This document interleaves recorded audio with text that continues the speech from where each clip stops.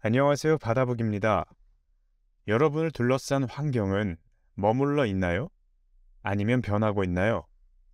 적어도 제 주변을 보자면 삶의 양상들이 새롭게 바뀌거나 바뀔 준비를 하는 것이 주된 모습인 듯 합니다. 이런 변화는 사람들을 설레게도 하지만 두려움과 경계심을 심어주기도 하는데요. 산업혁명 시기에 영국에서 제정된 법안이 있습니다. 자동차가 상용화될 때쯤의 이야기인데요. 같이 한번 들어보시죠. 1865년 영국에서 세계 최초 교통법이 제정되었다. 법령의 이름은 적기조례이다. 풀어서 해설하자면 붉은 깃발법이라는 뜻이다. 법령이 제정된 배경은 이렇다. 증기기관을 탑재한 자동차가 발명된 이후로 실용화, 상용화를 위한 과정에서 사람들의 인기를 얻게 되었다. 그러자 당시 자동차가 많이 보급되면 기존의 택시기사 역할을 했던 마부들이 실직할 위험이 생긴다. 따라서 이미 개발된 부분을 모를 수도 없으니 하는 수 없이 자동차는 마차보다 느리게 달려야 한다는 것이 당시 법령의 논리적 배경이었다.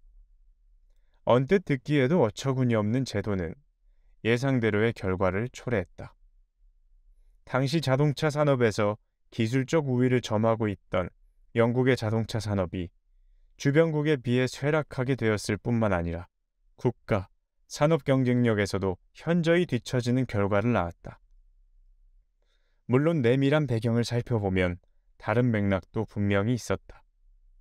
당시 실용화된 자동차는 28인승의 버스였다. 이 버스는 승객이 사망하는 사고도 났으며 석탄, 매연과 같은 부산물은 애써 빨아놓은 사람들의 빨래를 다시 하게 만드는 피해도 나았으며 자동차 바퀴는 당시 마차의 무게를 기준으로 설계되었던 지반을 부수고 균열을 일으켜서 도로를 훼손시키기도 했다. 이에 따라 사람들의 반발이 거셌으며 정부 입장에서도 묵과하기 어려웠을 것이다. 그럼에도 적기조례의 주요 내용들을 살펴보자면 이는 현상의 가장 겉부분에 대한 겉핥기식 대응책밖에 안 된 것 같다는 느낌을 받는다. 적기조례의 주요 사항들은 다음과 같다. 1번. 기관차를 운행할 때에는 최소한 3명, 운전수, 기관원, 기수를 고용하여야 하며 2개 이상의 마차가 부착된 경우 그 마차를 책임지는 사람이 추가로 고용되어야 한다. 2번. 기관차가 움직이고 있는 동안 기수는 55m 이상 전방에서 차와 같은 속도로 달려가면서 행인 등에게 붉은 깃발을 흔들며 자동차가 와요 라고 외치면서 다른 교통수단들에게 경고하여야 한다. 3번.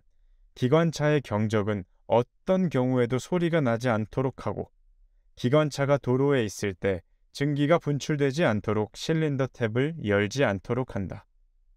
4번.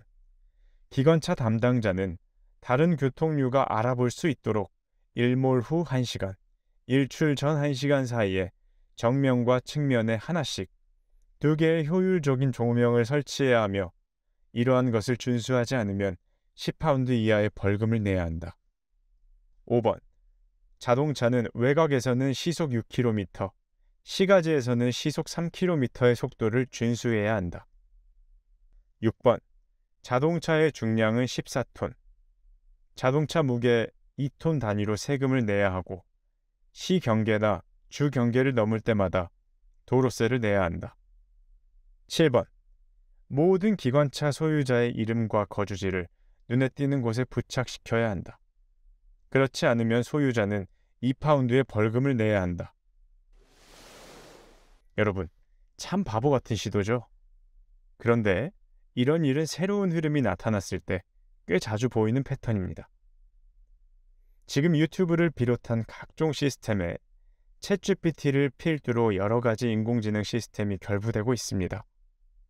인간의 영역에서 어려운 시험을 척척 통과하면서 지금껏 아주 많은 시간을 필요했던 작업을 쉽게 단순화시켜주고 있습니다. 이런 효과를 개인이나 기업 할 것 없이 지표로 증명하는 추세입니다. 그런데 이를 대하는 우리 사회의 어떤 모습은 그 옛날 영국 사회가 자동차를 대하는 모습, 즉 적기조례를 제정하던 때와 닮아 있는 듯합니다. 대학에서는 챗GPT를 사용하면 표절로 간주하고 과제를 특정 점수 처리하겠다라고 말하는 수업 담당자도 있다는 얘기를 들었습니다. 다가오는 변화가 몸에 열이 오르는 감기라면 집에서 쉬면서 물수건을 이마에 올리는 것이 맞을지도 모르겠습니다. 그러나 만약 내 몸이 느끼는 열이 감기로 인한 체온 변화가 아니라 화재로 인해 초래된 것이라면 어떨까요? 방으로 들어가서 문을 꼭 잠그고 에어컨을 켜봐야 임시방편에 불과할 것입니다. 우리의 시대는 바야흐로 변화의 순간입니다.